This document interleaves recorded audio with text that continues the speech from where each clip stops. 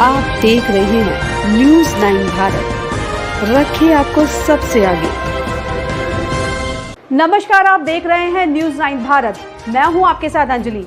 देश और दुनिया की तमाम अहम खबरों पर आइए डालते हैं एक नजर। देहरादून में आज समाजवादी पार्टी की प्रेस वार्ता हुई, जिसमें डॉक्टर सत्यनारायण साचान प्रदेश अध्यक्ष समाजवादी पार्टी ने आज प्रेस वार्ता में कुछ मुद्दों पर कहा कि बीजेपी कांग्रेस द्वारा वह कानून की बात की जा रही है, परंतु इन दिनों दलों ने कृषि भूमि का बंदोबस्त अथवा चकबंदी तक नहीं कराई। समाजवादी पार्टी की मांग है कि पहले चकबंदी कराओ, उसके बाद भू कानून पास कराया जाए। उत्तराखंड में पर्वतीय संस्कृति और तराई क्षेत्र की तराई संस्कृति बची रहे और पलायन के माध्यम से क्षेत्रों की डेमोग्राफी न बदली जाए, कृषि भूमि बच पाए। वैसे भी जब राज्य बना था तब कृषि भूमि 13% थी, जो अब घटकर 11.30% रह गई है।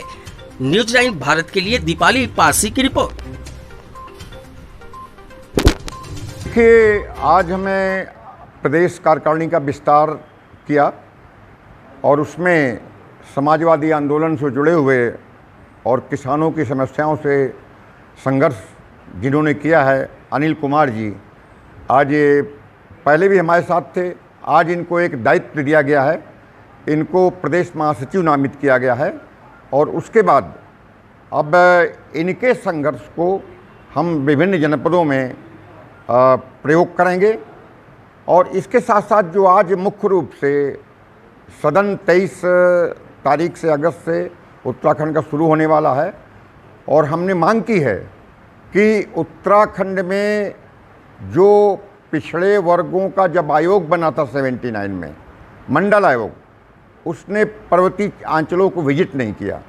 तो एक प्रस्ताव लाए मुख्यमंत्री जी यहाँ पर विधानसभा अध्यक्ष, और उस प्रस्ताव में हो 1979 जब मंडल आयोग बना था, उसके पैरामीटर्स के आधार में संपूर्ण उत्तराखंड का सर्वेक्षण कि कौन सी जातियाँ सामाजिक और शैक्षणिक रूप से पिछड़ी हैं, उनको शामिल किया जाए।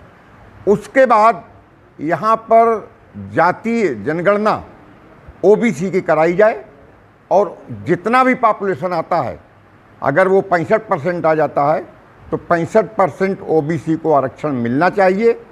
मेरा मानना है कि यहाँ पर 19% शेड्यूल कास्ट के लोग हैं, 3-4% ट्राइब के लोग हैं और इसके बाद जो 75-78% जो बचते हैं, उनमें अगर मंडल आयोग के पैरामीटर्स के आधार पर सर्वेक्षण किया जाएगा तो 68% जातियाँ ओबीसी में आ जाएंगी।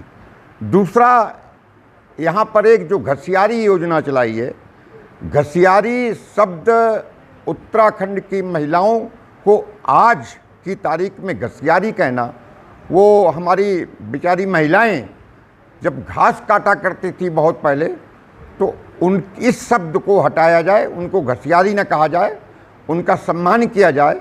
महिलाओं के लिए, ग्रामीण महिलाओं के लिए आप घसियारी शब्द प्रयोग कर रहे हैं, इस पर भी समाजवादी पार्टी को आपत्ति है। इसके साथ साथ समाजवादी पार्टी का जो भू कानून में अपना नज़रिया हमने स्पष्ट किया है कि पहले प्रदेश में चकबंदी हो, चकबंदी के बाद सरकार एक श्वेत पत्र जारी करे। स्पष्ट किया है कि पहले प्रदेश में चकबंदी हो, चकबंदी के बाद सरकार एक श्वेत पत्र जारी करे। उस श्वेत पत्र में ये मेंशन हो कि पर्वतीय क्षेत्रों की कितनी ज़मीन उत्तराखंड के बाहर के लोगों ने खरीदी है और जो तराई क्षेत्र में कितने लोग पर्वतीय क्षेत्रों के नीचे आकर के बस गए हैं और कितने लोग बाहर के आए हैं। इन 20 वर्षों में ये श्वेत पत्र जारी करने के बाद एक जनमत संग्रह कराया जाए कि एक हेट्रोजीनियस राज्य है।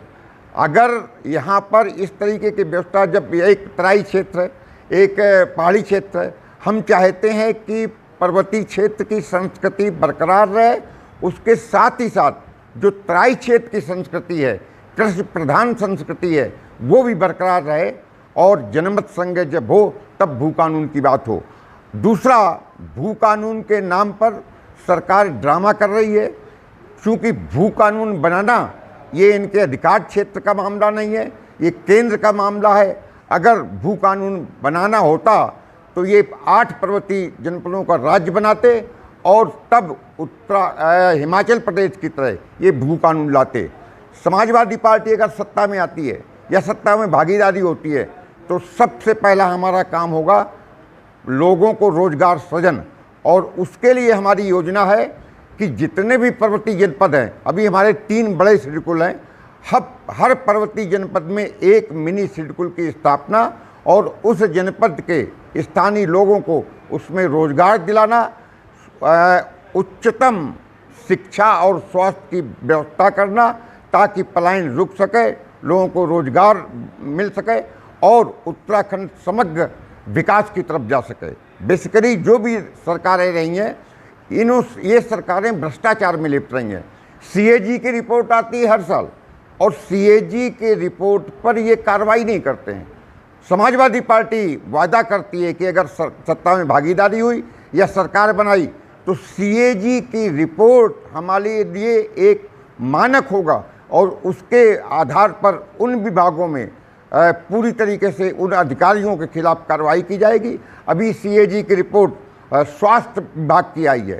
स्वास्थ्य विभाग में ये कहा है कि उत्तराखंड के पर्वतीय क्षेत्रों में पूरी तरीके से स्वास्थ्य व्यवस्थाएं ध्वस्त हैं, वहाँ न डॉक्टर हैं, न दवाई है, न नर्सेज हैं, और इस पर सरकार काम नहीं करेगी। सीएजी की रिपोर्ट आती है, वो दबा कर रख दी जाती है ताकि इनके अधिकारी बचे रह सकें। ऐसे ही तमाम खबरों के लिए बने रहिए हमारे साथ न्यूज़ 9 भारत पर। अब चाहूंगी इजाजत, नमस्कार।